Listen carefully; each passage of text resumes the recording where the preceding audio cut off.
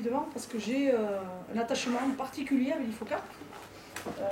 Je suis, grâce à Jean et à Sébastien Guidoy, une de ceux qui a œuvré à la première constituante de l'IFOCAP.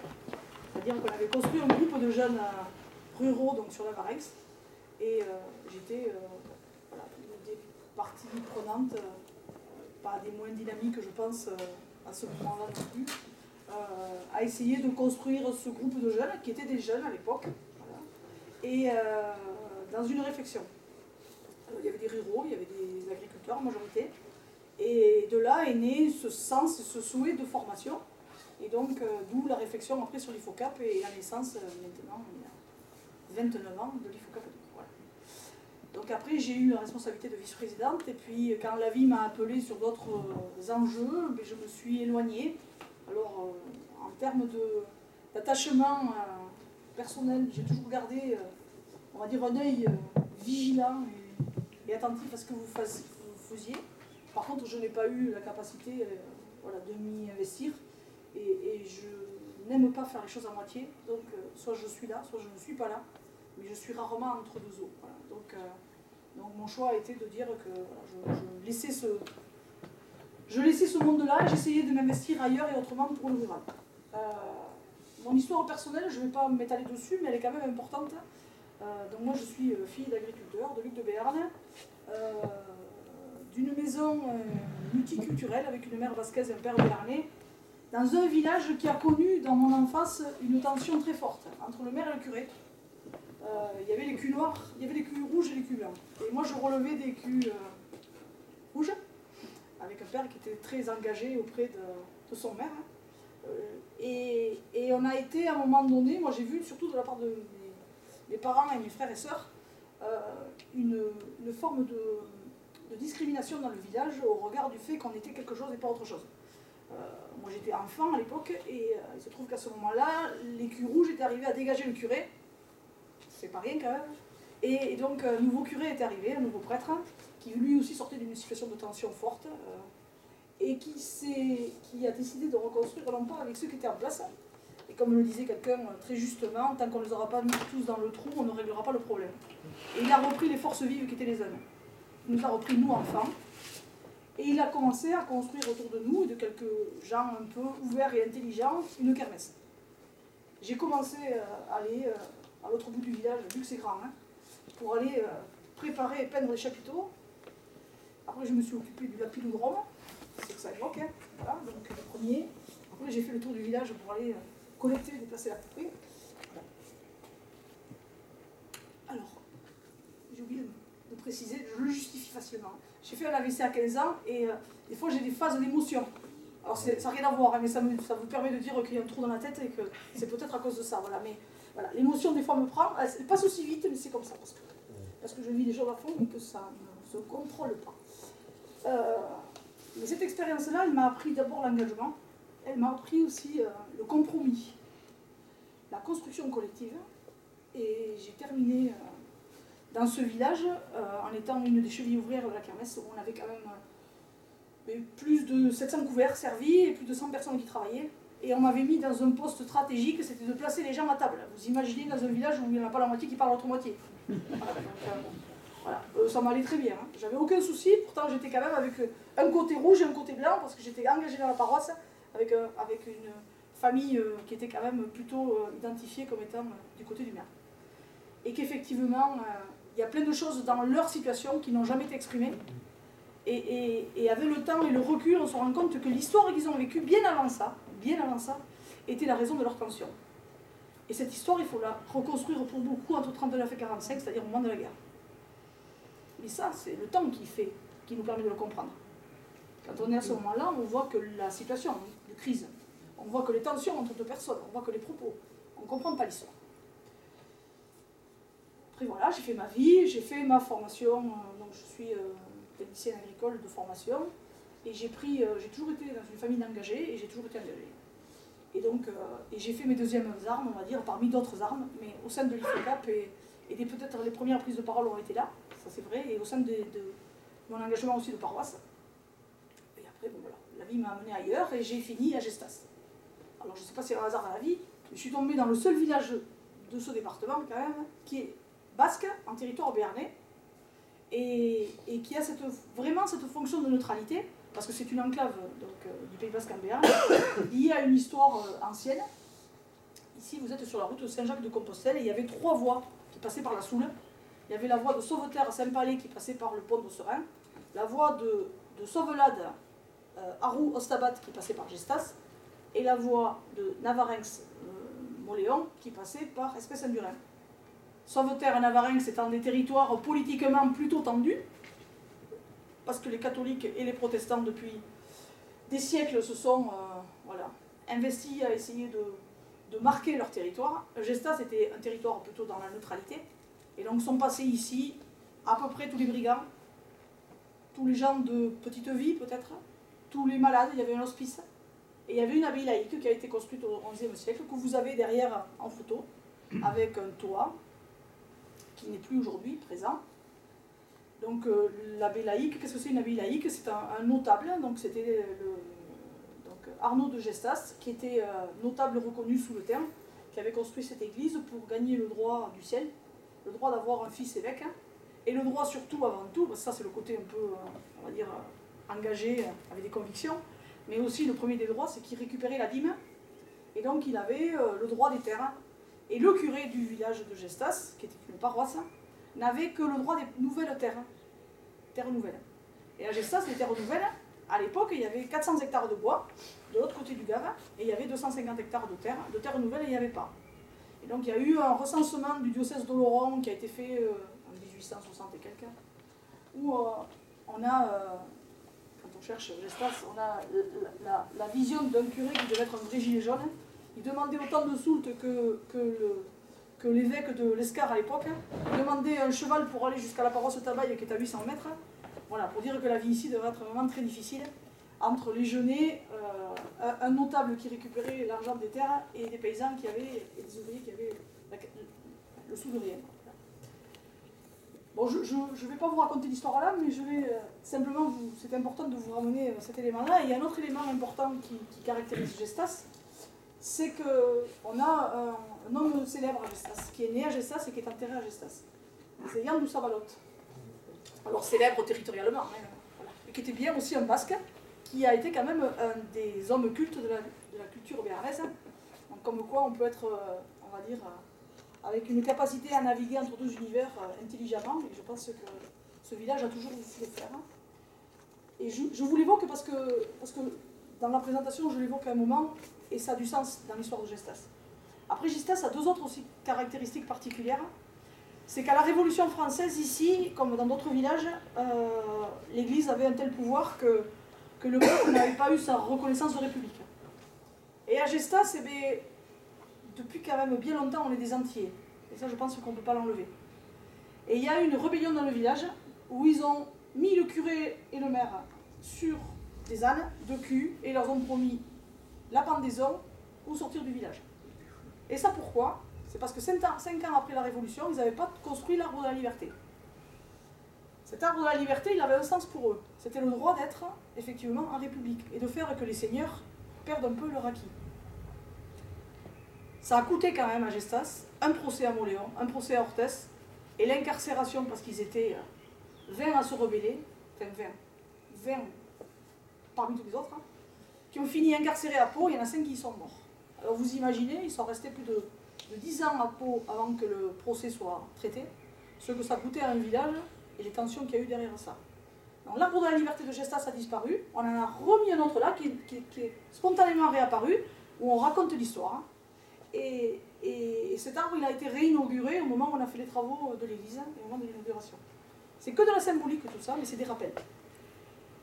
Et donc, dans ma fonction de mère, moi je me suis mariée ici en 1995, mon mari était premier adjoint, enfin était conseiller et premier adjoint, et en 2014, il y avait déjà des tensions dans le village, et il y a eu la volonté de quelqu'un à l'extérieur au village d'être maire. Ça a provoqué, alors il avait une vision très discutable hein, dans le rural de la notion d'engagement communal. Il y avait un sentiment un peu de propriété sur autrui et sur les choses. et un manque de diplomatie. Alors je ne sais pas si j'y allais, mais par contre, on est à peu près tous d'accord pour dire qu'il en manquait certainement. Et ce qui s'est passé là, c'est qu'ils ont construit une liste, et moi j'avais mon époux qui était premier adjoint, le maire avait fait un AVC, donc il gérait la commune, et qui ne dormait pas la nuit à côté dans le lit, là. Et je lui ai dit, te tourne pas l'estomac pour rien, tu vas me faire des ulcères, on va essayer de trouver une solution. Et la solution qu'on a trouvée, c'est de se dire, eh bien on démarre, hein, et on verra comment les gens vont réagir. Et donc on est parti à deux, en offrant un choix démocratique, et on est passé au premier tour, et c'est là qu'on voit comment, à un moment donné, le peuple, quel qu'il soit, fait ses choix. On est passé au premier tour, et celui qui était voilà, sur la tête de liste opposée, enfin, il faut dire quand même qu'il avait eu quelques faits et gestes avant qui avaient un peu interpellé. J'en nommerai qu'un, il s'était fait prendre en photo avec la charpe de maire avant d'être maire, et il avait envoyé les vœux à ses futurs maires collègues avant le mois de janvier quand même. Les élections, c'est jamais en janvier, donc voilà, ça c'est juste pour l'anecdote. Et donc il a pris 3 voix au second tour. Bon, moi depuis que je suis maire, j'ai pris des kilos, mais lui il en avait perdu beaucoup sur le moment, ça c'est vrai. Et il a fallu reconstruire dans un village qui était en tension. Alors, à l'époque, il y avait 60 habitants. Aujourd'hui, il y en a 73. C'est tout petit. C'est ridiculement petit. Mais humainement, c'est très fort. Et plus on est petit, plus humainement, ça peut être fort parce que c'est une famille. Des gens qui se croisent tout le temps et pour lesquels il y a des relations pour lesquelles on ne peut pas s'ignorer. Donc, votre question, alors je vais parler, mais pas tout le temps, parce que autrement, vous allez tous faire la sieste avant la fin de l'après-midi. Je vais essayer de vous amener à visiter et à comprendre des choses. Alors, votre dynamique de territoire, comment garder l'esprit du village. Mais avant tout, pour moi, il faut comprendre, à travers l'histoire, à quoi et à qui on appartient. Et ça, pour moi, c'est essentiel. C'est-à-dire que je ne pouvais pas et je n'imaginais pas prendre à un moment donné ou être animateur du destin d'une collectivité sans savoir à qui je parlais et au regard de quoi. Et le problème que l'on a dans ce village, alors je vous ai mis, c'est un village de petits, de ceux qui marcheront toujours sans savoir pourquoi. Alors je ne sais pas si quelques-uns reconnaissent ces mots, mais c'est des propos de Yann Sabalot, qui avait écrit, qui a fait la guerre de 14-18, et qui avait écrit, entre autres dans toutes ses proses, un très beau texte qui ressemble à la chanson de Créone sur la guerre de 14-18. Et on a eu à Gestas toujours, et ne me demandez pas pourquoi, je ne peux pas l'expliquer. C'est pour ça que pour moi l'histoire elle reste quand même toujours avec quelque chose qui est attaché. Et on ne comprend pas pourquoi, mais c'est là. Il y a eu toujours ici une commémoration du 11 novembre forte. On avait facilement 25 à 30 personnes. Il n'y avait pas les gâteaux, ni l'apéro, ni le repas. Hein. Les gens venaient pour le 11 novembre. Et là, donc, on arrive au centenaire. Et autour de moi, le centenaire, je n'en entends pas parler. J'entends des événements nationaux partout. Et je me dis, putain, quand même, il faut qu'on trouve une solution. Il faut qu'on trouve une solution qui soit intelligente pour chacun. Au monument aux morts, on a 17 morts. Il y a aujourd'hui 2 noms qui évoquent encore le village. Donc vous demandez à des gens d'aller au monument aux morts pour commémorer les morts de tous les pays, devant un monument où ils ne connaissent personne et qui évoque rien pour eux. J'ai oublié de dire quand même qu'au 11 novembre, depuis du temps avant mon mandat, on avait déjà instauré, grâce à l'engagement de mon mari, à faire qu'on rendait particulier ce temps avec des lectures, des chants, des temps autres qui sortaient du texte lu des anciens combattants, où on a mené de la cohérence. Et à Gestas, on a, alors, je devrais avoir un devoir de réserve pas parlementaire ni d'élu, hein, on arrive au temps des élections, là, mais à Gestas, on n'a jamais eu d'extrémistes, peu. Il y a peu de bulletins là, qui sortent avec une couleur marquée sur les extrêmes. Et on avait quelques-uns qui arrivaient qui étaient un peu sur ces mouvances-là. Et donc, dans les prises de parole du 11 novembre, il y a toujours eu quelque chose qui a ramené le sens de, de cet engagement mondial au devoir et au sens de la protection d'un pays. En clair, quand il y a des gens qui sont allés se faire tuer dans l'Afrique du Nord ou ailleurs pour la France, quand on dit que c'était, non pas ceux du paquet de Balania, mais que c'était des gens qu'on habillait de noir et de rouge, et qu'ils étaient tirables à distance, et qu'ils sont morts pour nous, pour faire réagir un moment. Donc tout ça, ça a été servi tout le temps. Donc, alors c'est du matraquage, c'est de la pédagogie, voilà, vous y mettez ce que vous voulez, mais on avait déjà engagé ça. Et là, je leur propose qu'on fasse une commémoration du 11 novembre à Gestas. Voilà, ils me disent, ok, qu'est-ce qu'on fait? Et bien je leur dis, écoutez, on a récupéré, grâce à la famille de Yannou Sabalot, tous les récits de son passage à 14-18. Ils sont aujourd'hui aux archives départementales. J'ai demandé à Joseph Miqueux de me traduire en français et je l'ai enregistré sur la partie qui le concernait quand il était aviateur.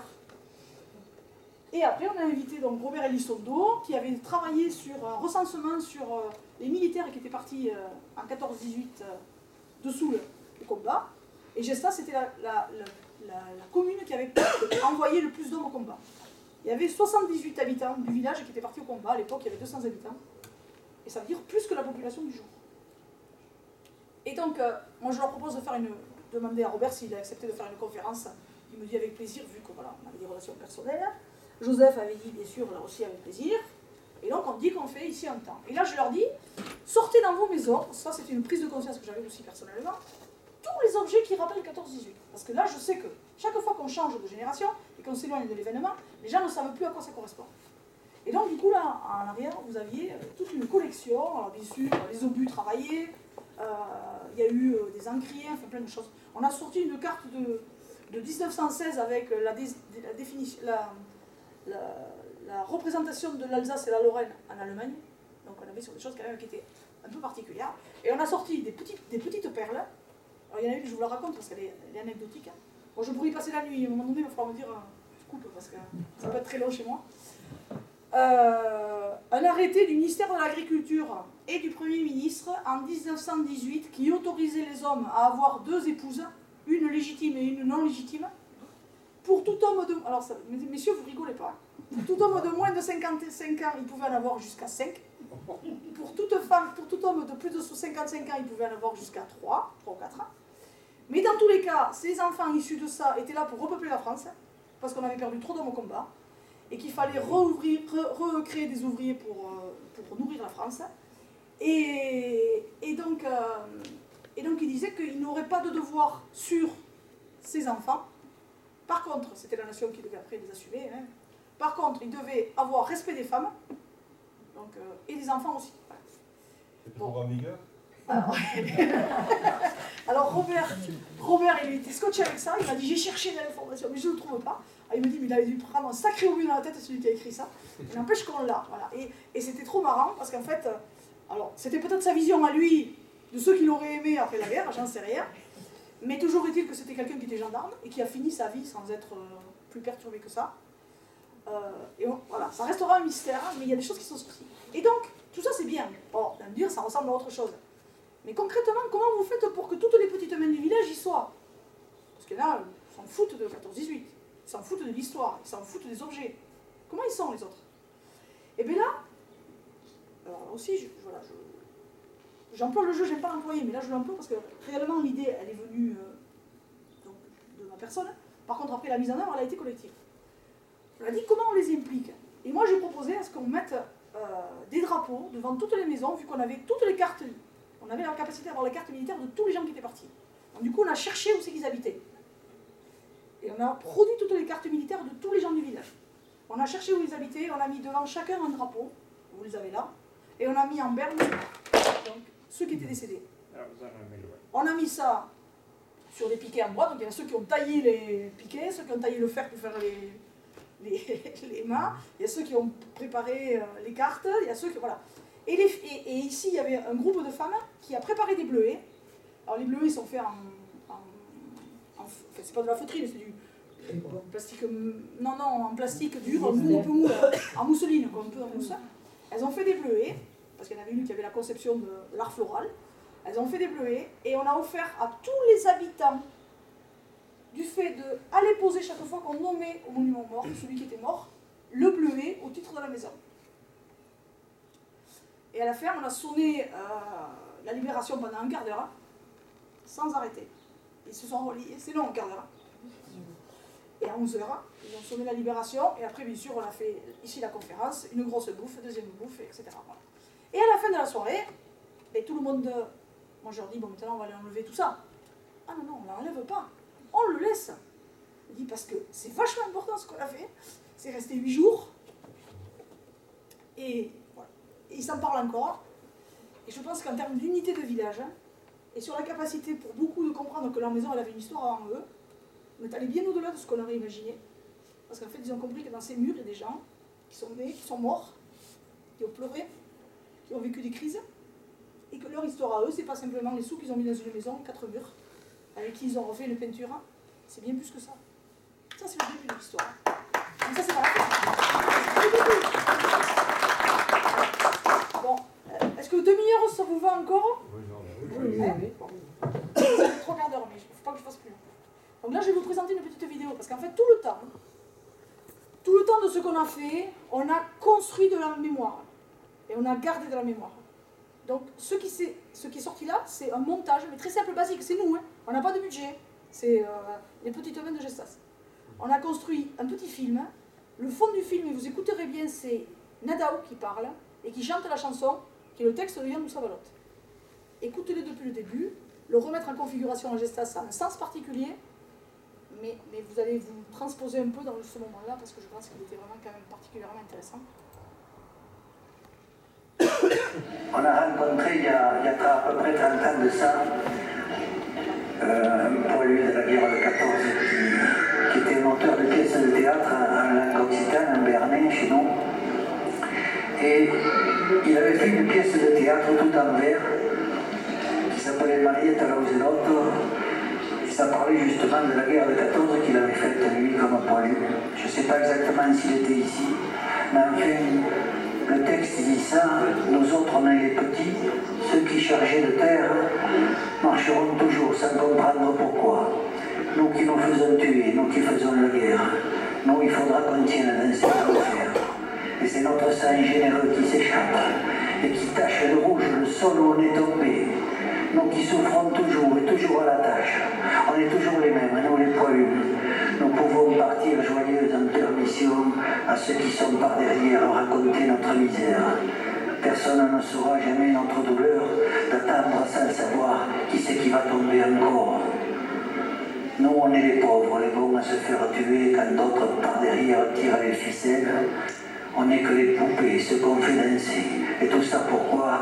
Pour remplir les chaussettes de quelques maquereaux. Ah, amis qui êtes assis et qui avez tout laissé, ce que vous aviez de plus doux, pour traîner misère et venir mourir, quand ceux qui nous font marcher et qui se foutent de nous, ont les pieds des nos chauds. Et la belle vie toujours apparaître. S'ils étaient ici, ils auraient su alors ce qu'était la guerre. Ce que c'est que de partir sans savoir si l'on va rentrer, et une fois rentré, il va falloir repartir, et de recommencer, et de remonter encore sans savoir quand ça finira. S'ils avaient su ce que c'était, elle n'aurait pas duré longtemps, la guerre.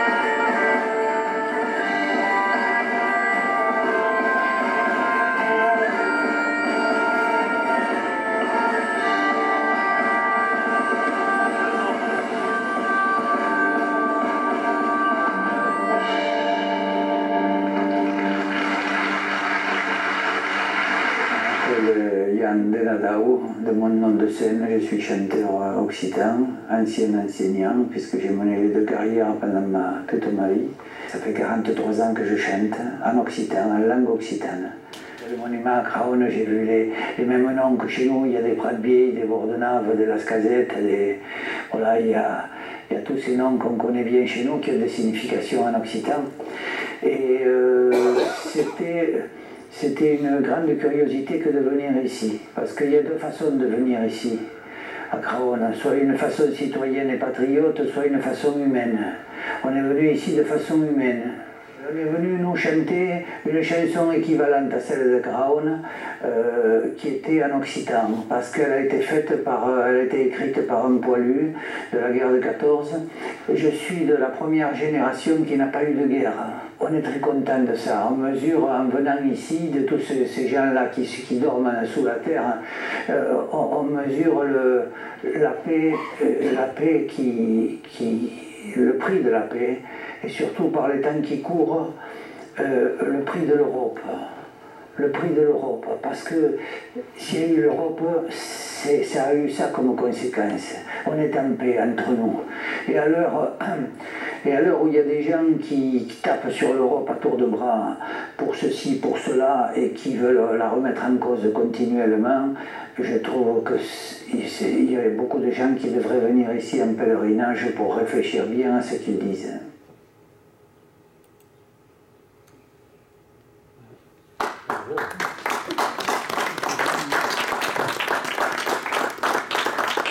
On est en devoir de réserve politique, donc on n'évoquera rien. Mais voilà, c'est simplement ça.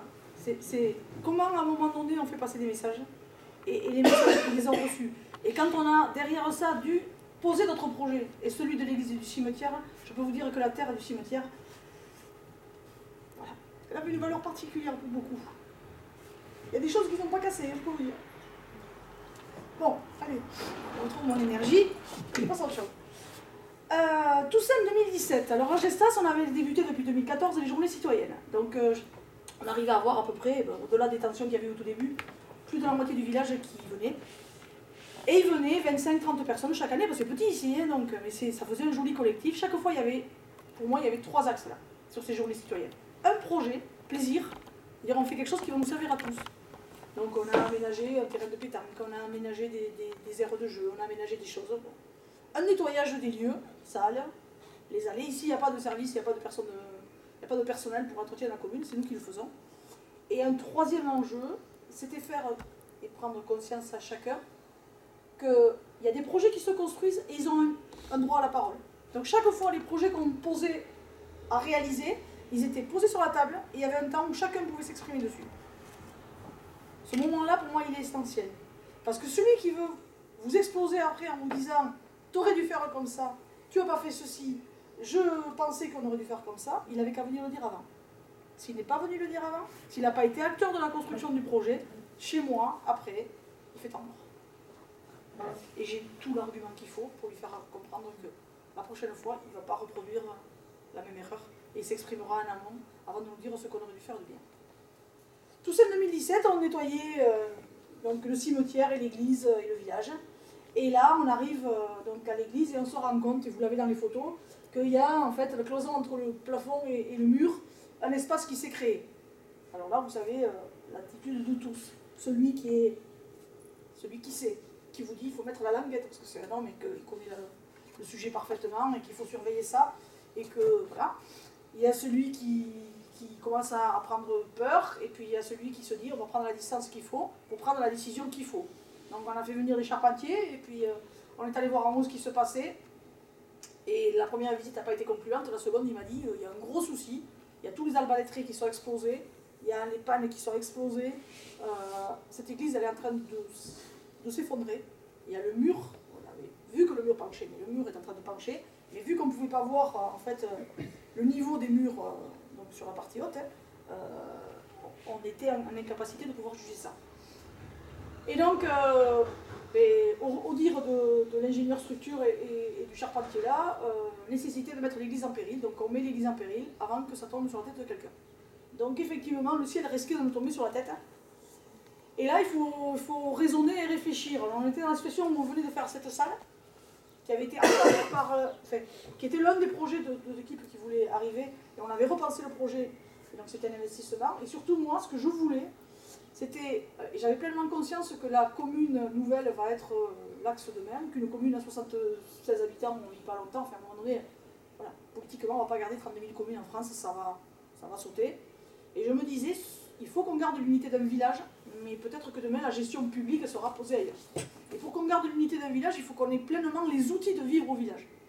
Les outils, ça veut dire quoi? C'est la sécurité des personnes, donc faire des réserves incendies, assurer la protection des personnes et des biens, faire nécessairement tout ce qui est voirie. On avait 2 passages à gué dans des ruisseaux, des ponts qui avaient été faits dans les années 60 qui n'étaient pas réglés, des vieux dossiers pourris de tracés qui avaient été faits chez des tiers sans autorisation, enfin voilà, des choses qui étaient des vieux dossiers à régler.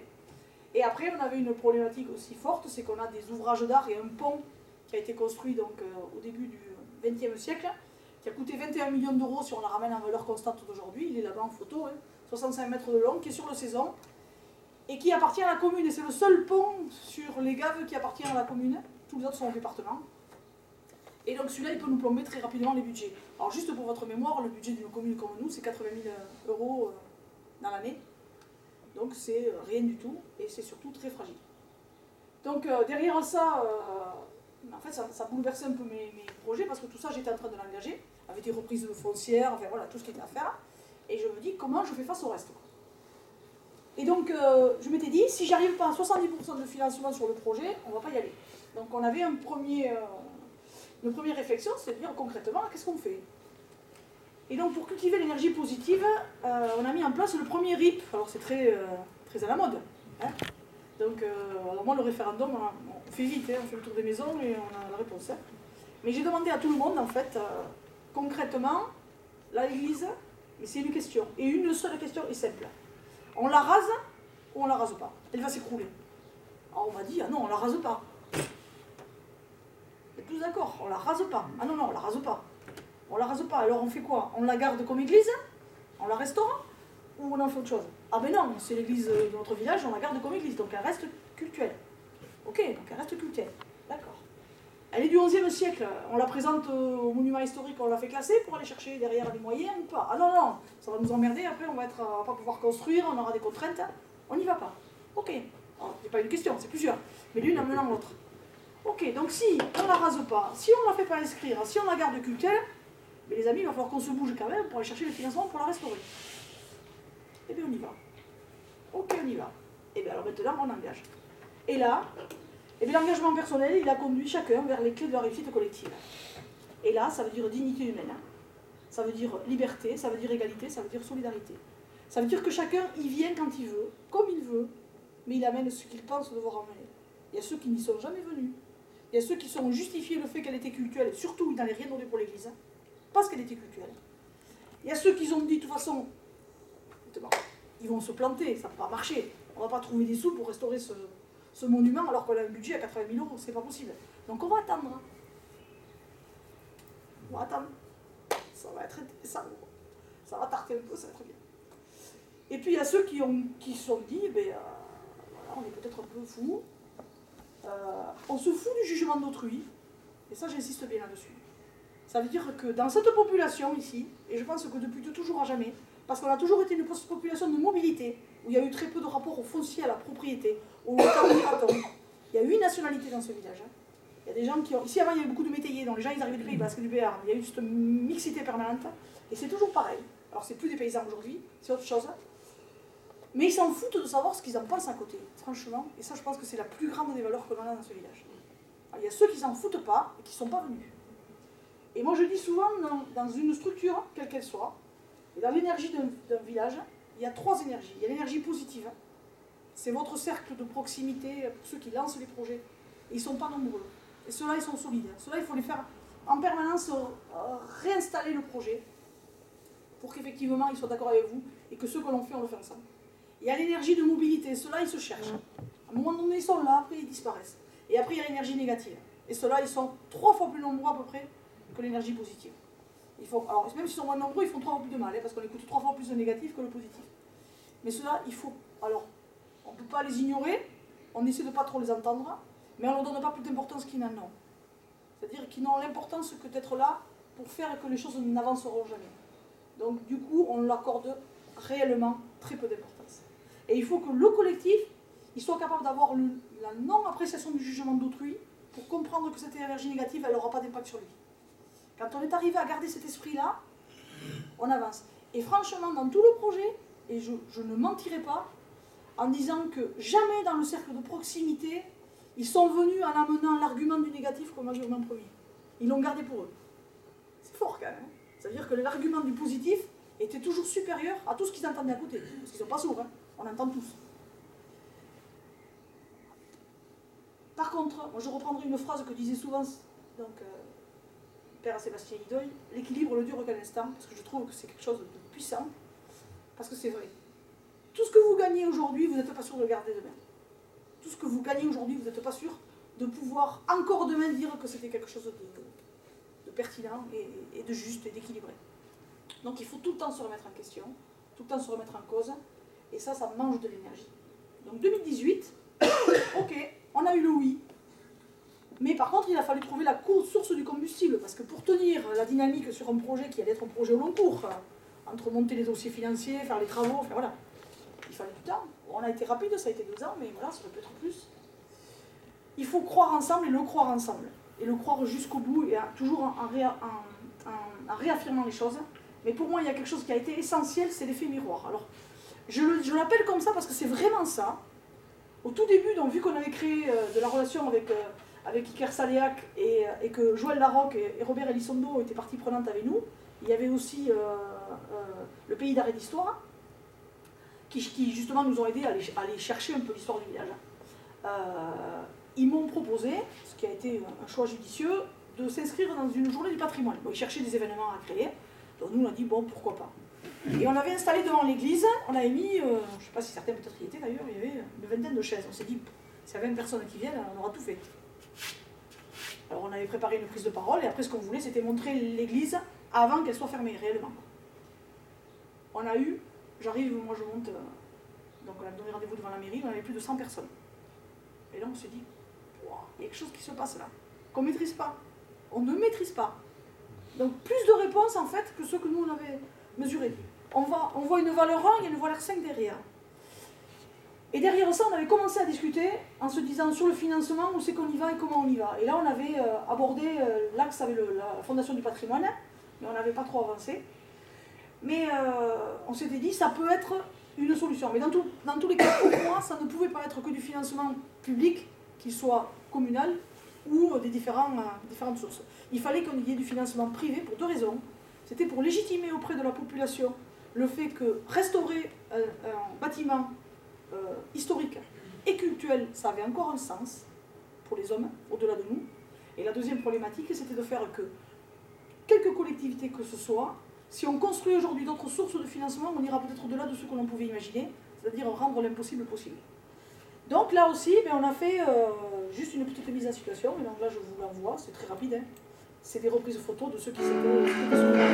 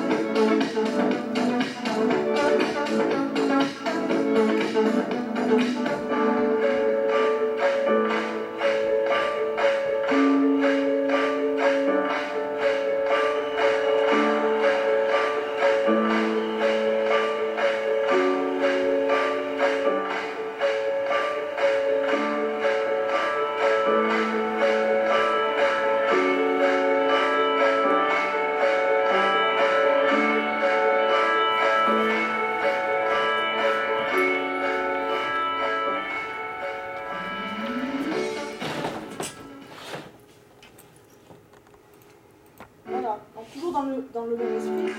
Toujours dans le même esprit. On garde trace de ce qu'on a fait, on garde de l'information, on a commencé à faire des films, et là on s'est dit dans tous les cas, c'est pas à Gestas qu'on va trouver les sous. Regardez, 73 habitants, une fois que vous les avez sollicité un peu, que chacun a donné, on va pas très loin. Par contre, il faut qu'on arrive à mobiliser et à avoir une accroche pour que les gens se disent ah oui, il faut qu'on les soutienne, ils ont vraiment besoin. Et cette église, elle est au bord de la route, donc elle est vue partout, elle appartient à tout le monde. Et donc du coup là, on s'est mis à construire en fait la visibilité. Alors on a fait un site internet, on a fait une page Facebook, on a une page YouTube. Tous les supports vidéo, on a donné en tout, on a mis au global, tout fini, projet fini. On en a eu pour 2000 € de partie vidéo, support com, etc. Que 2000 €. Et avec ça, on a fait un cadeau qu'on a offert à tous les gens qui ont soutenu. C'est-à-dire qu'il y a des restants, des choses, des reliques, on va dire, pour chacun. Mais par contre, on a beaucoup construit par nous-mêmes, avec nos outils à nous, voilà, et on a bidouillé. Pour nous, la solution, c'était vraiment de rendre ce qui n'est pas possible, ça on est d'accord, et pas à pas. Et là, vous avez le pont, et on s'est vraiment positionné comme un village passerelle entre Pays Basque et Béarn, en Soule. Donc on a défini notre territoire, au sens large, et surtout, jamais oublier notre ADN, c'est quoi notre ciment. Et notre ciment, on a fait donc une vidéo qui a été présentée à la fin, qui raconte l'histoire du village. Donc là, c'est juste une reprise qui a été faite et présentée à TV, la télé Souloutine. Et donc, je vais juste vous donner cet extrait-là, ça fait 8 minutes, c'est pas très long, mais vous allez comprendre l'histoire du village. Et on l'a posé comment? Avec une jeune fille du village qui n'est pas d'ici, qui n'est pas née à Gestas, qui a découvert ce village, qui habite ici aujourd'hui, et avec Joël Larocque, qui est petit-fils de Gestas et historien, et qui raconte, les deux, ils font la visite du village. Et après, on a travaillé avec des supports drones et visuels. Et ça, c'était sensibiliser, communiquer, et après, bien sûr, derrière, restituer. La finalité pour nous, c'était de faire que ça soit vu par tous. Donc, on a lancé le financement participatif sur la Fondation du patrimoine. La Fondation nous a dit, vous pouvez aller chercher jusqu'à 60 000 €. 60 000 €. Bon. J'étais arrivé à mes 70% de financement avec l'aide du département, communauté des communes, DETR, du ZIL et nos fonds propres. Donc je savais que je calais mon budget au global. Avec mes fonds propres, j'étais à 100%, il n'y a pas de souci. On était parti sur une enveloppe à la base de 360 000 €. La Fondation du patrimoine est arrivée par là et elle nous a dit ok, mais il faut que l'architecte des bâtiments de France voit le projet et valide. Et il y avait aussi une problématique de mise en sécurité, donc il a fallu faire des sorties de secours qui n'étaient pas prévues, reprise de tous les niveaux, on a baissé le cimetière de 60 cm, on a récupéré 14 concessions, on a déplacé des concessions, et ensuite l'architecte des bâtiments de France, il a dit c'est très bien votre projet, vous voulez remettre un toit sur cette église et refaire l'aménagement intérieur, par contre il faut aussi que vous fassiez l'aménagement extérieur, parce que, oui, on a injecté aussi de la résine sur le mur, parce qu'en fait, il faut que le mur respire, donc il faut refaire le clocher et refaire les murs extérieurs. Il nous a rajouté 80 000 € au projet. Donc, voilà, donc du coup, je suis repartie à la pioche, et j'ai récupéré une deuxième DETR, ce qui n'arrive jamais sur un projet, mais on a scindé le projet en deux. Le sous-préfet a bien compris ce qui se jouait, et donc il a joué le jeu, et bon, on a posé les arguments qu'il fallait aussi, et voilà, et ça s'est fait. Et donc la fondation, on a démarré. On avait l'aval des bâtiments de France, on pouvait y aller. Et donc ils étaient partis sur une optique de 60 000 €. Et là, moi je me suis dit, je ne communique pas tant que je n'ai pas commencé à remplir le compte. C'est-à-dire, tant que je n'ai pas un peu d'argent, je communique en proximité, mais je ne mets pas du visuel dessus. Parce que là, ça va être du foutage de gueule, les gens vont dire, ils ont ramassé que ça, quoi. Voilà. Il y a 50 € dans la caisse, c'est ridicule. Donc on a attendu. Et on a attendu, mais par l'alerte et la visibilité qu'on a vue sur la journée patrimoine, on avait déjà des liens, donc on a commencé à communiquer à cela, qui ont commencé à contribuer, alors c'était défiscalisé, et on est monté assez rapidement à 3 500 €. Et derrière ces 3 500 €, on est monté un peu plus. Et on a un site internet, et chaque fois on renvoie sur le site internet, on a fait de l'affichage de bord de route, on a fait de la communication dans les journaux, on a fait des événements avec des concerts, voilà, tout ça c'était pour faire parler, et chaque fois, moi sur le site internet, je pouvais suivre en fait la fréquence du site. Chaque fois qu'on faisait un événement, on boostait la fréquence et on boostait la remise en caisse. Et on est monté comme ça à récupérer jusqu'à 29 500 €. Et entre-temps, la Fondation du patrimoine m'a dit, bah, peut-être le projet il est vachement bien, l'abbaye laïque ça marche, enfin voilà, on est dans quelque chose qui a du sens. Il m'appelle un jour que j'étais à Paris, en conférence, je sors, il me dit, on te fait postuler à la mission Stéphane Bern. Alors moi je me dis, ça va sentir bon, carton plein, on va arriver aux 60 000 €. Et je m'étais donné comme objectif des 60 000 €. On avait postulé à la mission Fondation du Pèlerin, on avait postulé à Fondation Groupama, négatif, Pèlerin négatif. Alors je vous rappelle juste que c'était l'année 2018 où il y avait le sinistre. Voilà, donc là, voilà, on a considéré que certaines n'ont pas fait tout à fait ce qu'il fallait, mais bon, ça c'est autre chose. Et on a continué à postuler à différents outils. Et au final, la Fondation du patrimoine franchement, a peu permis. C'est pas la Fondation qui a fait le réseau, c'est votre réseau qui fait le réseau. Et nous, c'est vraiment le collectif Sous le Thème, entre autres, qui a mobilisé largement, qui nous a permis d'aller chercher la grosse majorité, et puis nos réseaux personnels. Et on est arrivé à aller chercher 29 700 €. Derrière ça, le jour de l'inauguration, la Fondation du patrimoine a voulu nous soutenir, m'a annoncé ce jour-là qu'elle avait une bonne nouvelle pour nous et qu'elle voulait nous donner une contribution à hauteur de 4 500 €. Alors juste pour vous rappeler, normalement, quand vous arrivez à un certain seuil, il y a de la contribution associée qui fait que vous arrivez souvent à, pas dire doubler, mais à aller chercher quand même une bonne contre-valeur. Entre-temps, la Fondation Stéphane Bern n'a pas retenu Gestas, mais a retenu l'abbaye laïque d'Avos. Alors, juste pour votre information, à l'époque, l'abbaye laïque de Davos n'était ni inscrite à la Fondation du patrimoine, ni engagé le projet, ni soutenu par la collectivité, et ils ont été mis en avant. Bon, on ne va pas chercher la raison, mais je la sais la raison. C'est simplement qu'on avait Total, la Fondation Total, qui voulait nous soutenir, mais vu qu'on était sacralisé, ils ne soutenaient pas, et là ils avaient dit, puisqu'on veut soutenir une abbaye laïque que Gestas ne peut pas, on peut abonder le projet d'Avos qui était vraiment en émergence, d'ailleurs il n'a pas avancé encore, donc je ne sais pas comment ils contribueront au final. Et derrière, Stéphane Bern venait à l'appui. Donc nous, on est passé à côté parce qu'on était sacralisé.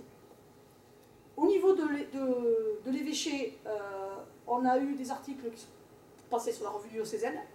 Au niveau de la paroisse, de la communication et de l'acceptation sur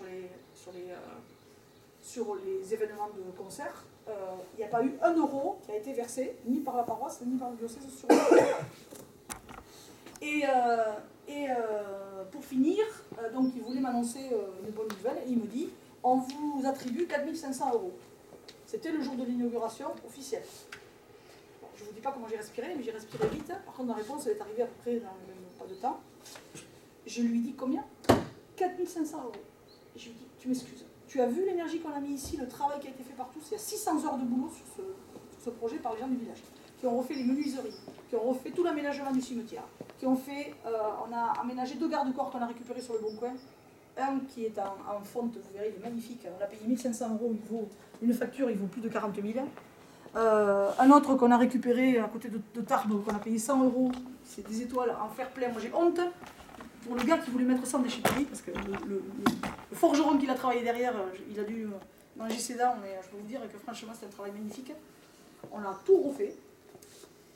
Et donc je lui dis, je te respecte Jean, mais pour moi, pour 4 500 €, t'as pas le micro aujourd'hui. Et il me dit, je comprends.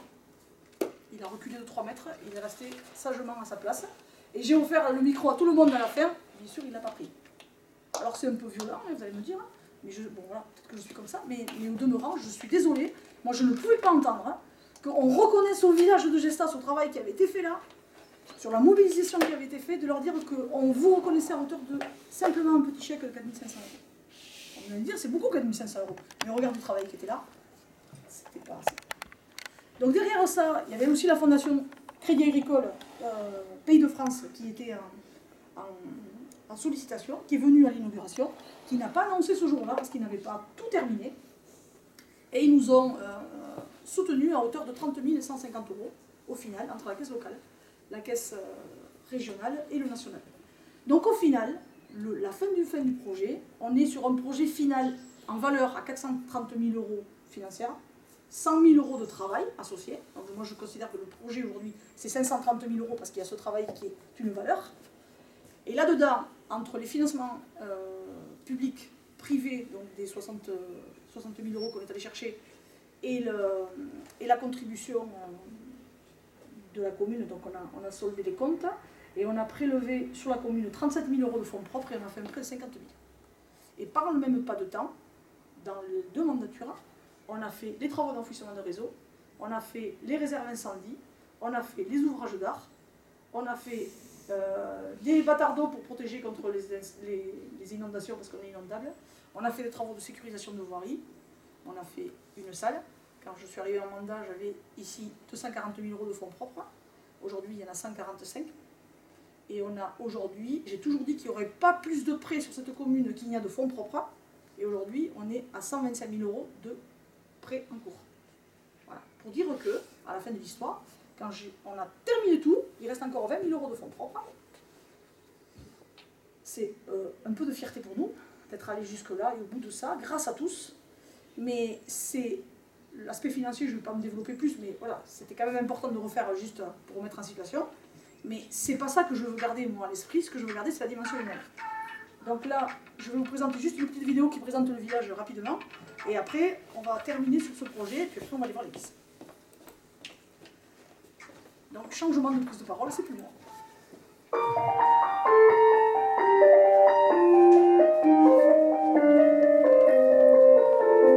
Nous vous amenons aujourd'hui à Gestas, petit village à la frontière du Béarn et de la Soule, qui vient de vivre une belle aventure humaine, où tous les villageois ont participé à la restauration de leur église. Après 2 années de travaux, ils viennent d'inaugurer leur abbaye.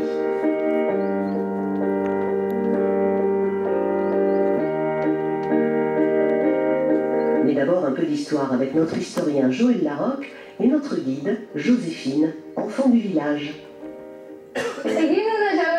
Je m'appelle Joséphine, j'habite à Gestas. Oh, Joséphine, jeune gestastar, habitante de Gestas. Et toi, sais-tu que Gestas, entre Moléon-Soule et Sauveterre de Béarn, est en réalité une enclave souletine dans le Béarn? Mais alors, sommes-nous au Béarn ou au Pays Basque? Les deux, mon capitaine, Gestas prenant les qualités des 2 pays et peuples. Qu'on appelle Gestas, il fait partie de la communauté du Béarn des Gaves, et qu'on appelle Gestas, il fait partie de la commission syndicale de Soule.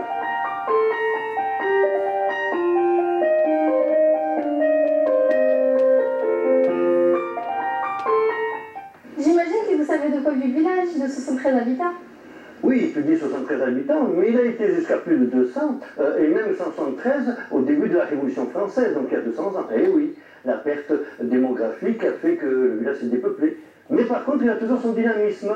Et ce village, évidemment, à proximité de ce gave, qui fait naître l'agriculture, vivait à 80-90% d'agriculture.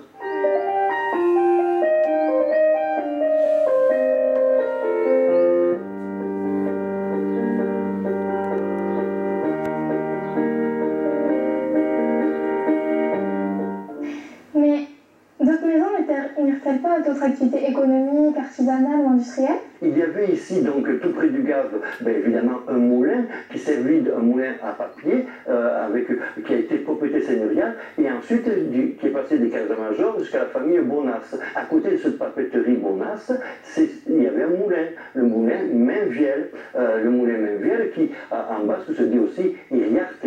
Eh bien, ce moulin va permettre à une fabrique de menuiserie tenue par les Mainviel de développer fabrique de bois, minoterie aussi. Je sais que les tissus gousses, dits de luxe, ont commencé à Gestas.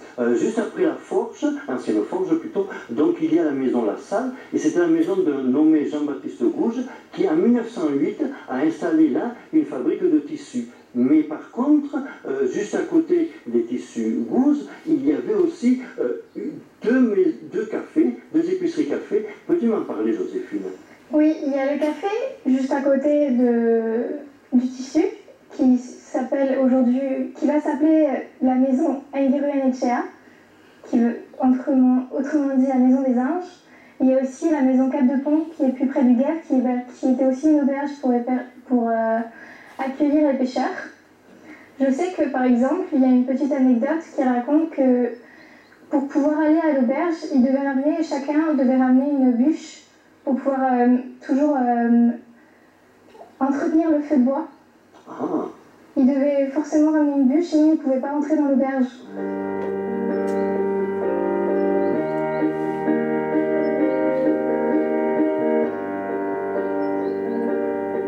Donc voilà dans le quartier du Haut, avec la maison de Dax, qu'on voit ici. Quelle belle propriété! C'était donc La maison de Dax, Chère Thérèse de Melditz, avec la mairie à côté et la salle communale. Et là, on peut voir le chamallow qui va jusqu'au bas, dans le quartier du bas. Oui, c'est bien. Et il y avait un château fort à Gestas. Ah, il a sûrement dû y en avoir, notamment du temps de la puissance des Arnaud Raymond de Gestas au XIe siècle. Mais comme ces Gestas sont partis à Rive-Haute, sont partis dans bien d'autres coins de France, le château a dû disparaître. Par contre, tu verras qu'à l'église, tu as une tour fortifiée.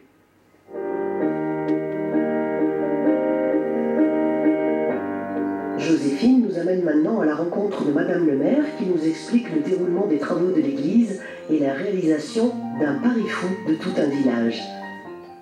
Dis-moi, qu'est-ce que tu regardes? Alors, tu sais, là, je prenais 5 minutes pour regarder un peu les plans de l'église. Tu les avais vus, les plans de l'église? Non, du tout. C'était abîmé. Ouais, c'était abîmé et surtout, c'était surprenant. Tu vois, ici, sur les photos, là, on le voit bien. Toute la tribune avait reculé de presque 15 cm. Ah, je me rappelle de ça. Et toi, t'as pas vu ça, quand on a fait le chantier, en fait, on a vu les poutres dessous. Et les poutres, regardez, elles tenaient quasiment plus. Donc, grâce à tous les donateurs, on a fait un super plan quand même et on est allé chercher une grosse partie du financement. Donc ça, c'est vraiment le petit plus qui fait qu'on est quand même un peu en confort encore aujourd'hui. Tu me montres un peu les changements à l'église? Oui, on va y aller ensemble. Allez, viens, allez, on va aller à l'église. Attends, je range tout et on y va. D'accord, je t'aide.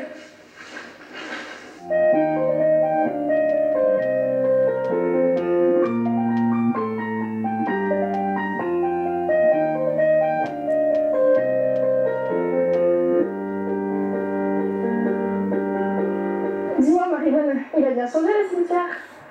Ouais, t'as remarqué?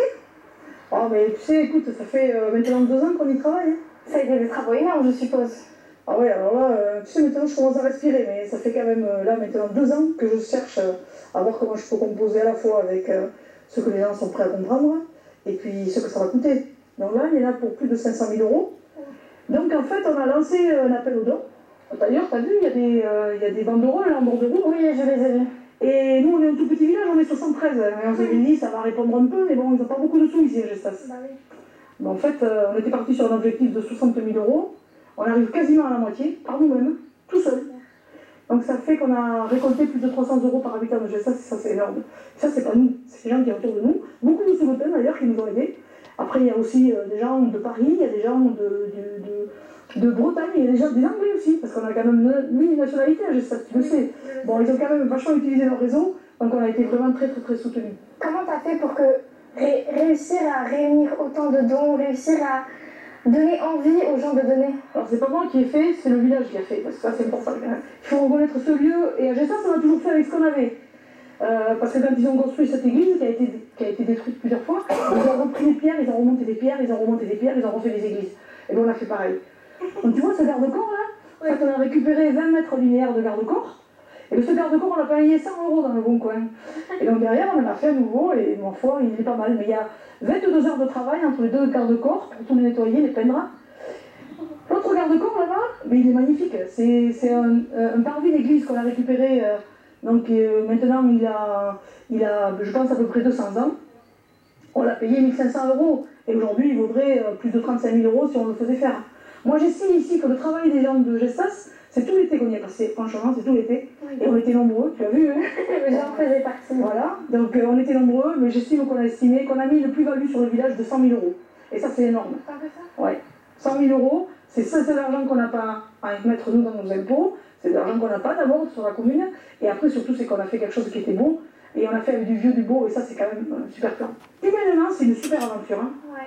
Financièrement ça m'a fait mal au ventre pendant quelques mois, je vais vers le mieux. Hein. Comme disait l'autre, j'ai rempli le compte en même temps que j'ai pris les kilos, bon ça c'est le temps qu'il est fera disparaître, mais après humainement c'est une super aventure, et ça serait à refaire, je recommencerai. Oui. Toi aussi? Oui. Ah. On a vu le temps que tout le village a passé, les après-midi, où on a passé tous ensemble, tous les villages à vider, à décaisser, à planter. C'était super sympa, on a bien rigolé en même temps et on a tous passé du temps ensemble et c'était vraiment sympa. Donc,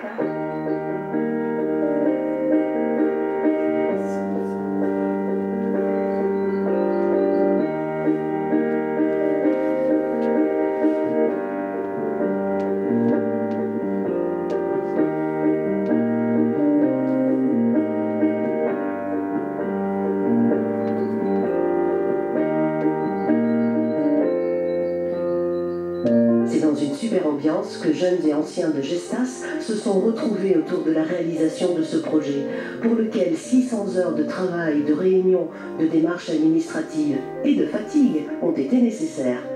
Mais quel résultat et quel plaisir d'avoir partagé cette belle aventure collective, quel bonheur d'avoir rendu l'impossible possible. Je vais pas plaisir chaque fois, c'est pas fini. Moi, je voudrais juste que vous reteniez la phrase d'en haut. Parce que la première ligne, oui, elle se fait... bon, moi, je suis quelqu'un qui aime les projets. Je donne de l'énergie. Il y a des moments où j'ai l'impression de ne plus en avoir. Mais a priori, ça se ressource. Et tant mieux. Par contre, je ne durerai pas. C'est-à-dire, moi, je fais 2 mandats et après, j'arrête. Parce que j'aurais fait ce qu'il y a à faire ici. Voilà. Et à la Chambre, c'est pareil. Je ferai 2 mandats et j'aurai terminé ce que j'ai à faire. Et je n'aime pas ces situations de gens qui s'engagent dans un ressenti comme quoi ils sont à un moment donné indispensables à quelqu'un ou à quelque chose. Alors certains me disent, mais derrière, oui, mais si personne ne veut, ah mais c'est pas mon problème. La nature a horreur du vide. Et dans tous les cas, si rien ne renaît là, ça veut dire que quelque chose ne devait pas renaître. Et ça renaîtra ailleurs. Mais je pense qu'il faut qu'on se sorte de l'esprit ce sentiment qu'on est indispensable à quelque chose ou à quelqu'un. Là, on aura construit ce qui était à faire. Et on l'a fait. On ne sera sûrement pas capable de recommencer, comme on l'a fait là. Et après, nous, d'autres feront. Et peut-être qu'on ne sera plus dans leur histoire. Mais en soi, c'est pas grave. Il nous appartient à nous de construire la nôtre. Et voilà. Moi, j'ai eu la chance, depuis toute petite, de trouver toujours des lieux où j'ai pu donner et récupérer cette énergie. Je pense que jusqu'au dernier jour, je la trouverai. Mais ça, c'est mon carburant, on va dire, mon nécessaire.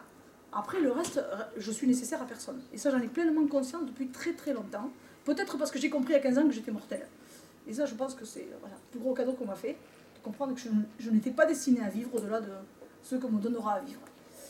Et après, deuxième phrase, elle est pour moi aussi très importante, c'est que le monde est fait de force et d'énergie qui s'ignorent. Et là, les gens que vous avez vus là, les deux, je pense qu'il n'y en avait aucun qui était à l'aise de vous parler devant une caméra, mais ils ont joué le jeu. Et ils ont donné le meilleur d'eux-mêmes pour faire passer des messages. Et ce qu'elle dit à la fin est très beau, parce que c'est vraiment dit avec le cœur, et c'est vraiment vécu avec le cœur. Et dans tout ce projet, dans tout ce qu'on fait dans ce village, c'est toujours comme ça. Alors, c'est pas des bisounours, il n'y a pas que des cernes, il y en a qui s'aiment, il y en a qui s'aiment pas. Mais qu'importe. Il y en a qui font la gueule pendant des années, puis qui reviennent. À nous de construire à chaque fois quelque chose pour qu'ils puissent revenir quelque part. Et qu'on ne casse pas ce qui fait à un moment donné cette énergie de village et qui fait cette force. Mais tout ça, ça se fait pas sans, pour moi, ce qui était hyper important, mais dans le sens du respect de tout. Alors ici, il y a peu ou pas d'alcool. C'est pas un village à alcool. Et dès qu'il y en a un qui commence à se bourrer trop la gueule, moi je ne supporte pas.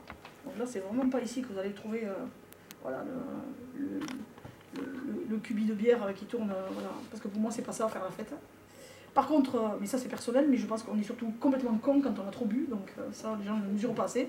Et je le dis clairement parce que je le pense. Par contre, ce qui est sûr, c'est qu'ils ont le sens du collectif, le sens de l'accueil, le sens du vivre ensemble, et surtout le sens de savoir le remercier. Et donc dans tout ce qu'on a fait là, je vous ai parlé du financement, c'est une chose, mais il y a plein d'autres choses qu'on a fait à côté. Et vous allez voir tout à l'heure dans cette église, il y a un magnifique ciel étoilé. Alors, on n'a pas joué les marchands du temple, Jean, hein. Mais par contre, on s'est dit que si on voulait pouvoir se payer le droit de faire quelque chose d'un peu mieux que tout le monde, il ne fallait pas qu'on prenne ça sur l'argent public. Donc il n'y a pas 1 euro public qui a permis de payer ce qui ne devait pas être payé ici. Il y a eu 2 inaugurations, une payée par l'euro public, la publique, le reste c'est nous qui l'avons assumé. Et on l'a assumé comment? Parce qu'on a vendu les étoiles du ciel de Gestas. Et ces petites étoiles du ciel de Gestas, il y a 3 niveaux. Il y a celle à 10 euros, 20 euros, 50 euros. Et chacun a fait ce qu'il veut. Et aujourd'hui, on a déjà récupéré qu'avec ça 5 400 euros. Il y en a des étoiles, on peut en reproduire d'autres si y en a besoin. C'est pas l'objet. On les revend pas, ça c'est vrai. C'est pas l'objet non plus. Par contre, dans ces étoiles, moi je trouve quelque chose au-delà du fait que ça nous a permis d'avoir la ressource pour se faire quelques petits plaisirs à côté, il y a quelque chose que je trouve super intelligent et intéressant, c'est que chacun y a mis ce qu'il voulait. Certains l'ont acheté pour eux-mêmes, parce qu'ils voulaient un petit coin de paradis. Certains parce qu'ils voulaient être dans le projet. Certains l'ont acheté pour quelqu'un qui est décédé, parce qu'ils voulaient qu'il soit là. Voilà. Donc, ça va revenir. C'est une humanité puissance 10, tout le temps. Il y a des moments où je ne comprends pas, et je n'ai pas compris certaines postures, entre autres de religieux, qui ont jugé que tout ça, c'était pas assez sacré. Je n'ai peut-être pas fait bien mon catéchisme, mais j'ai l'impression que le sacré est dans tout homme. Et là, je pense qu'il y a eu des erreurs de casting, alors peut-être pas de nous, mais de ceux qui ont ces lectures-là. Donc on restera, nous, avec notre humanité, qu'on a des fois pensé un peu dans une forme de sainteté, mais dans tous les cas, il y a une humanité qui était puissance 10, avec des histoires, mais je n'irai pas plus parce que je vais encore plus chialer autrement, mais qui étaient vraiment très belles, de gens qui ont mis des pieds, qui ont mis de leur énergie pour reconstruire une église alors qu'ils étaient profondément en rupture avec elle. Et ça vaut toutes les messes de la terre. Voilà. Donc le curé m'a pas vu beaucoup pendant ces dernières années peut-être, mais je pense qu'on a fait d'autres messes ici qui étaient humainement très forte. Donc, une autre petite vidéo. Alors, pardon, avant de la lancer celle-là, je vais quand même vous l'expliquer. C'est une autre petite vidéo qui est super intéressante, parce que c'est celle qu'on a offert aux gens. Oh, merde. Attendez, excusez-moi. Je vais la regarder plus. Bon, allez. Je vais revenir à la page à côté, ça va revenir. Voilà. Elle a été dans les clés. En fait, on a fait des clés, là, mais je l'utilise là. On a fait des clés USB qu'on a offert à tous les gens qui ont donné, à tous ceux qui étaient invités à l'inauguration. Dessus, il y a un petit logo, c'est l'étoile de Gestas. Donc on a fait aussi des pins. Bon, ça coûte pas très cher tout ça, mais tout ça c'est dans le budget étoile. Hein. C'est pas l'euro public qui a payé. Et tout ça, en fait, c'est stylo. L'objectif, c'était de dire, moi, quand quelqu'un me donne quelque chose, je lui rends quelque chose. C'est peut-être ma culture personnelle qui le veut. Mais je dis pas simplement merci avec un smiley, en lui disant, t'as été gentil, tu m'as fait le chèque, et je te vois plus. Non. On lui a offert quelque chose en rendu, en retour. Et donc on a fait un film. Alors ce que vous avez vu avant, c'est un extrait du film. Hein. Donc vous pouvez aller sur YouTube et du village de Gestas, vous allez le trouver. Et on a fait cette petite vidéo. Cette petite vidéo, c'est ma fille qui l'a fait. Alors vous écoutez la musique, hein, les paroles, et vous regardez les images. Alors les images, vous les avez déjà vues en partie parce que c'est des reprises de photos. Mais en fait, cette vidéo-là, elle a un double sens. Elle a eu d'abord plusieurs usages. Elle est de rendre à chacun ce qu'on veut lui rendre et le remercier. Et ça, c'est les gens du village qui l'ont fait.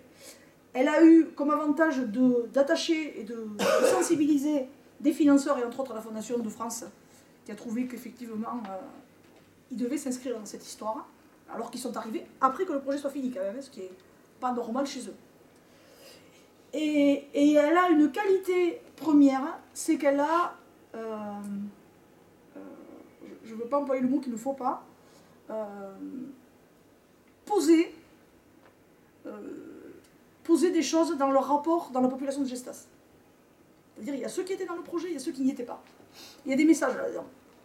Et les messages que vous avez là qui m'ont posé la question des galets, vous les retrouvez là-bas. Quand vous regardez certains cailloux, il y a des choses qui sont écrites dessus, qui sont très fortes de sens. Et c'est simplement pour dire à certains dans ce village, vous avez regardé du coin du bois ou de la haie, quand c'est qu'on allait se planter, vous avez tout fait pour savonner par derrière pour qu'on se plante, et on sait qu'il y a des spécialistes ici et partout pour ce genre de jeu. On vous laissera pour ce que vous êtes, il n'y aura pas de jugement, il n'y a jamais eu de jugement, et moi j'ai toujours œuvré pour qu'il n'y en ait pas, et je vous dirai après comment on a fait pour ramener la paix en lieu de place. Par contre, on vous dit quand même, et on vous le dit, que dans 100 ans, on parlera de certains d'ici. Peut-être pas de tous. Voilà, donc je vous mets maintenant la vidéo, et vous la vivez comme vous devez la vivre.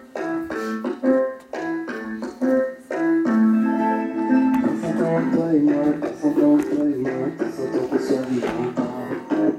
Nos enfants vivront ici, nos enfants et leurs enfants aussi. Dans 100 ans comme une onde, dans 100 ans comme une onde, dans 100 ans comment sera le monde? Corrompi sous les yeux, diront-ils qu'on a su faire au mieux. Dans 100 ans, le temps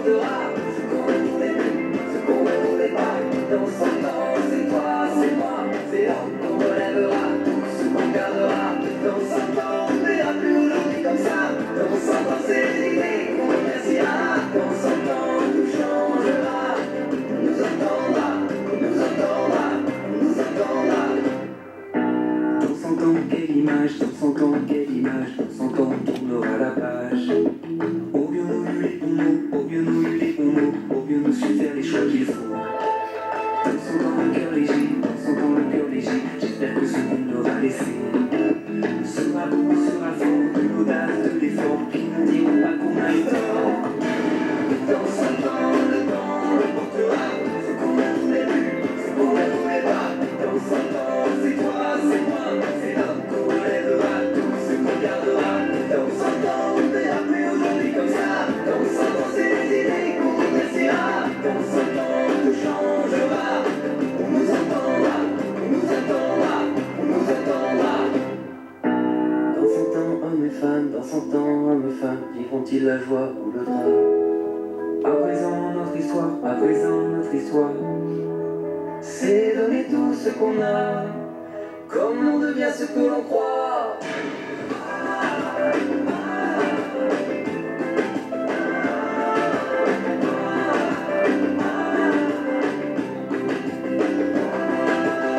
Dans 100 ans, le temps le portera, ce qu'on ne voulait plus, ce qu'on ne voulait pas. Dans 100 ans, c'est toi, c'est moi, c'est l'homme qu'on relèvera, tout ce qu'on gardera.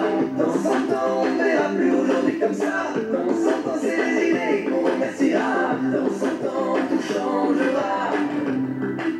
On nous entendra. Dans 100 ans, le temps l'emportera, ce qu'on ne voulait plus, ce qu'on ne voulait pas. Dans 100 ans, c'est toi, c'est moi, c'est l'homme qu'on relèvera, tout ce qu'on gardera. Dans 100 ans, on ne verra plus aujourd'hui comme ça. Dans 100 ans, c'est les idées qu'on remerciera.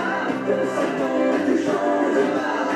On nous entendra, on nous entendra, on nous entendra. Voilà.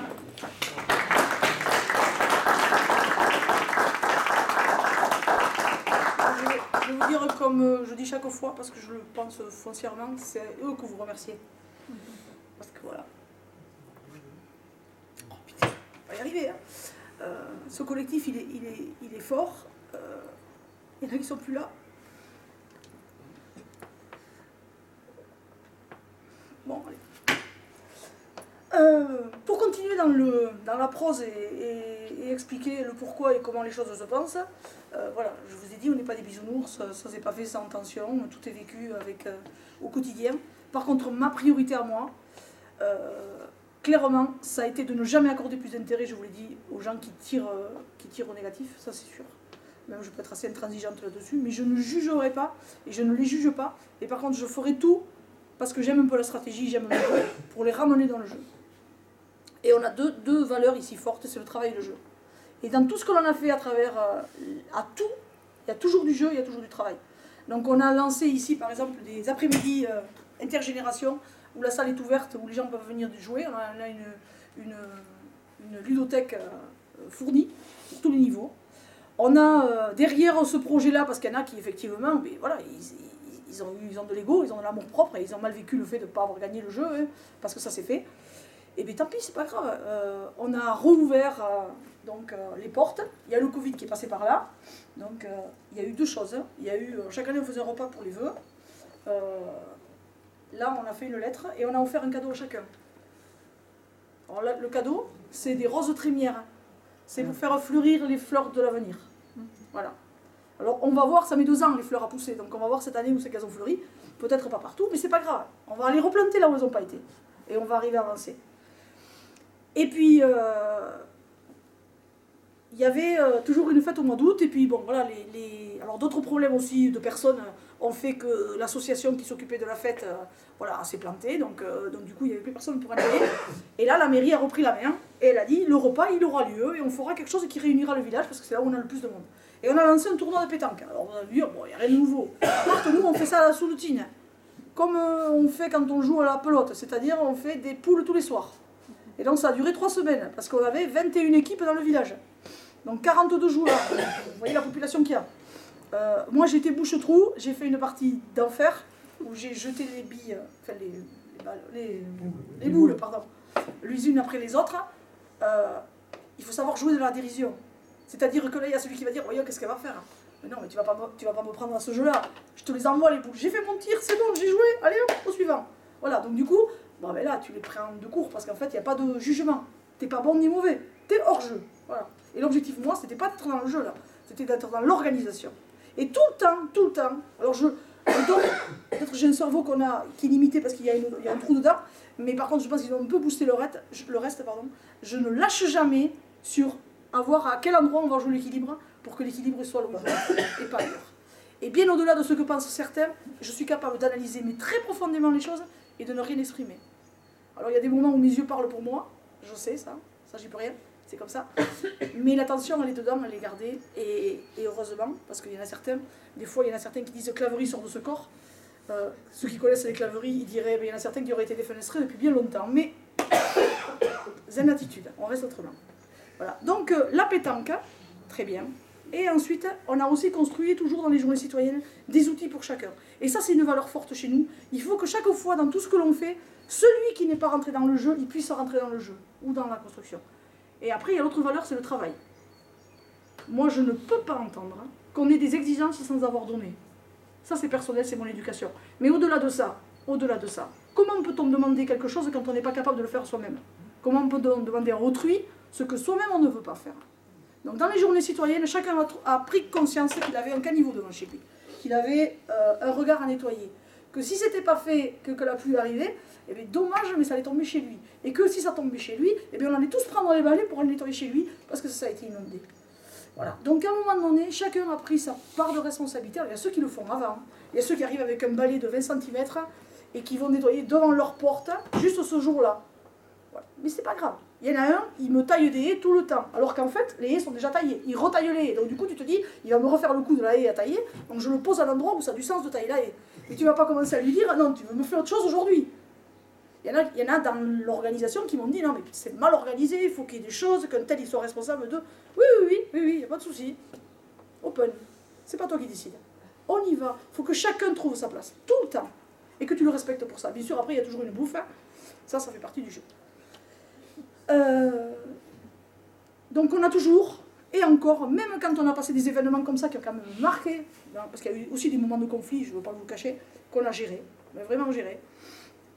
On a toujours plus de 50% de la population qui vient aux journées citoyennes et qui vient dans tous les événements du village. Et dans ce village, quand on a pris donc mandat en 2014, on avait 65 ou 7 habitants, aujourd'hui on est à 73, on a 9 enfants dans ce village, et il y a 60 ans qu'il n'y en a pas eu autant.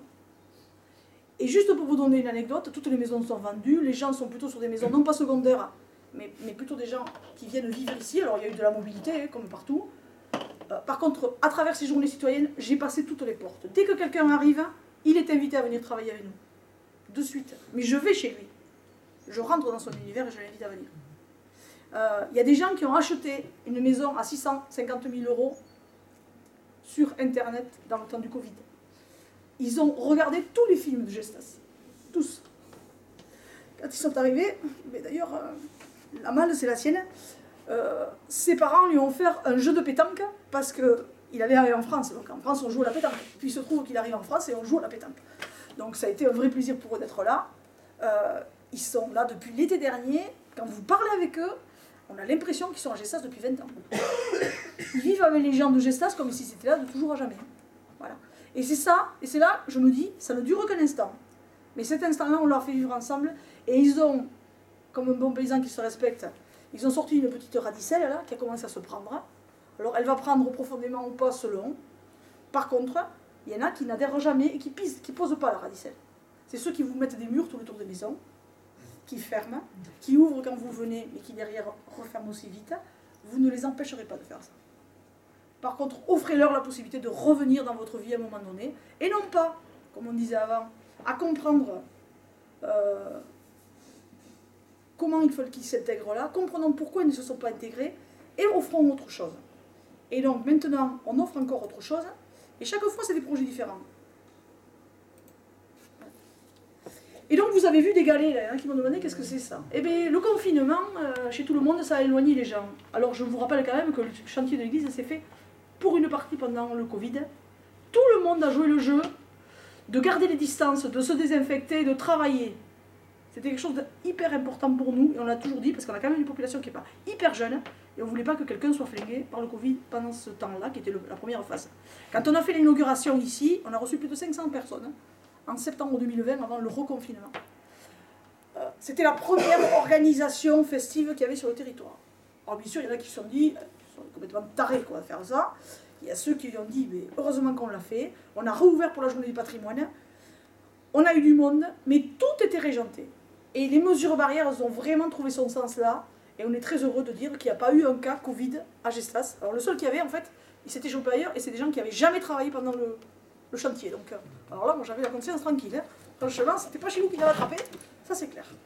Mais voilà, donc derrière ça, mais en fait, toujours pareil, dans le comment je reconstruis quelque chose, et comment je garde quand même la main. Ce 11 novembre, vous avez compris l'histoire de Gestas, pour nous c'était important. Et là, il n'y a pas de 11 novembre. Et donc là, on discute entre nous, toujours pareil, entre certains du conseil et quelques éliminés, là. Et puis on dit, qu'est-ce qu'on fait? Et là, moi je leur dis, moi je trouve que le Petit Prince, c'est un truc qui me va bien. On est un peu décalé, un truc qui fait qu'on peut donner un sens particulier aux choses. Et c'était juste après l'affaire Paty. Et là, on a dit, pourquoi est-ce qu'on n'ouvre pas quelque chose pour contribuer auprès des Bleus de France, pour soutenir les victimes du terrorisme, avec une action qui ne coûtera rien à la commune et qui invitera chacun à s'exprimer. Et bien chacun s'est exprimé chez lui, du village, des écoles de Sauveterre, de Rive-Haute, de l'EHPAD de Navarinx, et on a collecté en tout plus de 200 galets. Ces 200 galets, mais chez nous, ça représente un don vers les Bleus de France à hauteur de 400 €. Alors j'ai pas beaucoup de ressources, mais ça veut dire que là où je prends 400 €, je ne le mets pas ailleurs, hein, on est d'accord. Hein. Et puis vu qu'on ne faisait pas, dans tous les cas, le repas du début d'année, on a mis donné pour les Bleus de France. Et là on va, alors on a, voilà, bon après avec les conditions qu'on a eues et quelques éléments de contexte qui nous ont un peu complexifié la chose, on n'a pas terminé l'œuvre, mais il y aura une œuvre éphémère qui sera au pied de l'Arbre de la Liberté, qui représentera ce temps de confinement. Et quand vous regardez les cailloux, quand même, il y en a certains qui ont été faits par les enfants qui étaient extrêmement noirs, et ça a été, les enseignantes l'ont dit, une vraie libération pour eux d'exprimer à travers cette expression-là leur sens de la liberté. Alors on avait mis les fondamentaux de la République, hein. C'est vraiment la liberté qui est sortie comme levier premier, donc ça on va le terminer. Et ensuite, on est toujours en train de chercher le projet d'après, donc il y en a plusieurs projets en tout cours, hein. Mais entre autres il y en a un autour donc de la production fruitière. On a 250 arbres ici fruitiers, donc pommiers, mirabelliers et cerisiers. Cette année, il se trouve qu'il y avait un gros coup de pommes, on a fait du jus pour la première fois. Et là aussi, on a offert à tout le monde. Et donc chacun est revenu un peu dans l'histoire pour ceux qui aimaient les fruits. Et on a ouvert, parce qu'on va relancer une plantation, un projet participatif avec un compte litchi. Et bien là, il y a des gens du village qui ont contribué ni au cimetière, ni à l'église, ni au travail, ni qui ne viennent jamais aux journées citoyennes. Et bien là, ils soutiennent. Voilà. Parce que pour eux, c'est le message de la biodiversité, d'un projet autour du fruitier qui leur va bien. Et ils ont donné la contribution et ils vont venir pour ramasser des fruits. Voilà. Donc changeons d'univers. Soyons pas toujours dans la même chose. Et il faut que ce soit éphémère. Ça ne durera pas. Après celui-là, il faut qu'il y en ait un autre. Il ne faut pas qu'on s'épuise. Donc il faut aller chercher des énergies ailleurs. On a d'autres projets. Entre autres autour du GAV, qui va aller chercher des énergies, parce que pour moi les énergies ne sont pas dans le village, il faut qu'elles soient largement mobilisées. Cette salle ici, vous allez me dire, qu'est-ce qu'on fait avec une salle comme ça pour 73 habitants? Mais je partage, il n'y a aucun souci. Mais moi j'ai toujours dit, là il y a de l'impôt qui a été mis, elle est à la contribution territoriale. Et aujourd'hui on l'a construit de telle façon qu'elle a un usage comme celui que vous faites là, c'est-à-dire avec de la visio, de l'accès Wi-Fi, un espace qui est un espace purement de réunion, un espace repas à côté, elle est mobilisable et utilisable, elle est gratuite dans la mesure où ça a un sens au service au territoire. À nous de gérer pour que la charge de la collectivité, pour la collectivité, soit à minima. Si je n'arrive pas à équilibrer mon compte consommation, on va dire sur la salle, et usage, parce qu'après elle est louée pour des tiers, pour des mariages, des anniversaires et autres, avec une mobilisation où tu peux mettre 50 personnes là, d'où il y a 140 personnes. Et bien après, je reprendrai et je reverrai mes calculs. Mais je ne vois pas pourquoi je ferais payer quelque chose alors que l'État a mis de l'argent ici pour le collectif. Mon devoir à moi, c'est de restituer à chacun cet argent public. Voilà. Donc, dans l'ensemble des projets ici, c'est plus de 15 000 € par habitant qui ont été posés. Il y a 1,6 million d'euros qui ont été investis sur ce territoire. Dans le pas de temps de ces 2 mandats, on va se calmer sur le volume parce que la femme elle commence à s'épuiser et qu'elle a donné pas mal et qu'elle passera à autre chose. Mais par contre, ce que je peux dire aujourd'hui, c'est simplement une conclusion, et après on bouge, parce que vous allez avoir marre de m'entendre. Ça va, vous tenez encore? Surtout pour moi, il faut garder la foi, car à travers l'histoire, Gestas nous prouve encore que c'est grâce à ça qu'on avance, c'est-à-dire faire un rappel à l'histoire et effectivement construire demain. Mais on s'inscrit dans ça, et les gens que l'on garde dans la mémoire, c'est ceux qui se sont inscrits dans ça. Et ici et ailleurs, l'homme n'aspire qu'à une chose, faire le beau et le bien. Ça pour moi, c'est profondément une conviction que je porte. Mais seul, il est souvent capable que de peu. Par contre, ensemble, on peut tout imaginer. Simplement, ils n'ont pas toujours conscience qu'ils peuvent le faire au-delà d'eux-mêmes. Et je crois qu'aujourd'hui, la génération qui monte là, c'est un vrai problème, hein, parce qu'elle n'imagine qu'elle ne peut se réaliser qu'à travers elle-même. Et là, on a une vraie difficulté. Moi, je vais être honnête, je pense réellement que la génération, allez, pré-Covid, des 25-30 ans jusqu'à 50 ans, elle est mal engagée. J'emploierai pas d'autres termes. Par contre, la génération des jeunes qui a vécu la frustration à travers le Covid, la connaissance d'un domaine où l'essentiel retrouve du sens. Moi, je vois nos gamins, et je navigue assez auprès des jeunes pour le mesurer à bien des endroits, sont en train, ils n'ont pas voté à un moment donné, ou fait les choix politiques qu'ils font aujourd'hui dans le déni, ou dans l'enjeu, on va dire, extrême, simplement par dépit de quelque chose. C'est qu'il y a des enjeux aujourd'hui sur lesquels ils ont une vraie conscience, c'est l'environnement. Et si on ne parle pas de ce domaine-là, nous tous, là où nous sommes, à travers eux et avec eux, on n'aura pas répondu aux enjeux de demain. Moi, je terminerai mon mandat sur ces fonctions-là. Elles seront en autre hauteur, voilà. Mais par contre, je sais qu'on fera quelque chose.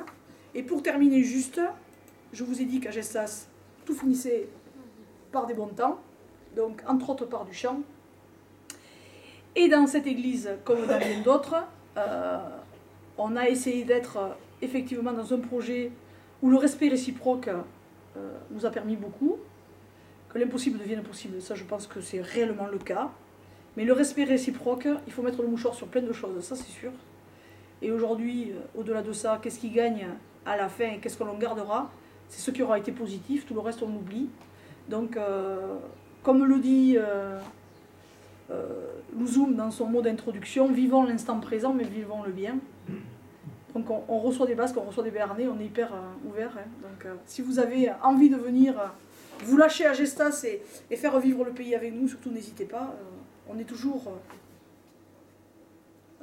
en bonne intention de recevoir.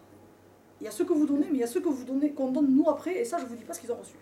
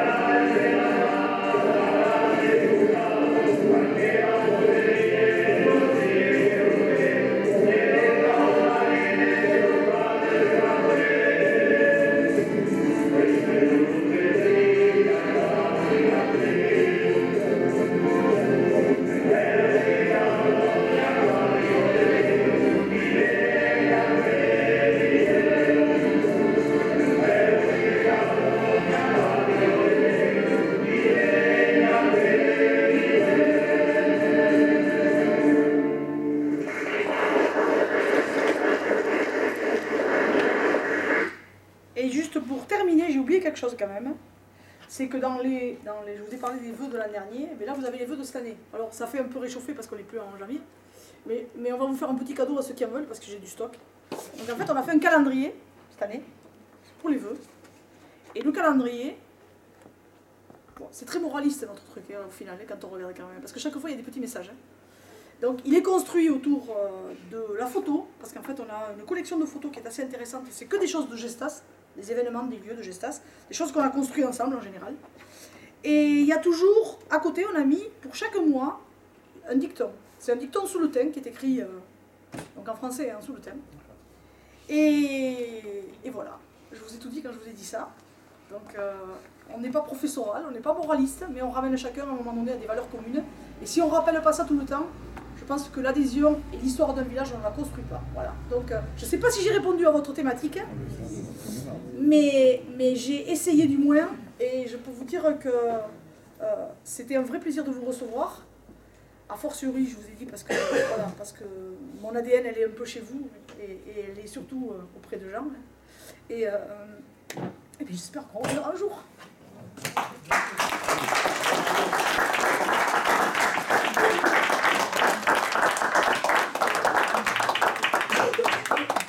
Et juste un dernier point, l'émotion, on fait avec. Mais par contre, je peux vous dire que, parce que j'ai des enjeux par ailleurs et des responsabilités, je ne me contrôle pas toujours. Il y en a qui disent, punaise, c'est toujours la même, elle fait que pleurer. Peut-être, ok. Mais cette humanité qu'on sort à travers une émotion, elle est bien plus forte que tous les mots. Et je ne le cultive pas, je ne peux pas le contrôler. Mais c'est simplement que ce que je suis, et je sais que bien des fois, même sur des postures professionnelles au niveau national, vous pouvez tenir tous les propos que vous voulez, si vous n'avez pas une once d'humanité, vous ne donnez rien. Et là, l'once d'humanité, alors elle n'est pas toujours au même niveau, parce que là c'est un peu fort aujourd'hui, mais il y a quelque chose qui vient nouer un peu la gorge, et je peux vous dire qu'on passe le propos avec 10 fois plus de puissance. Voilà. Donc, je ne peux pas la maîtriser, mais j'en suis un peu fière quand même.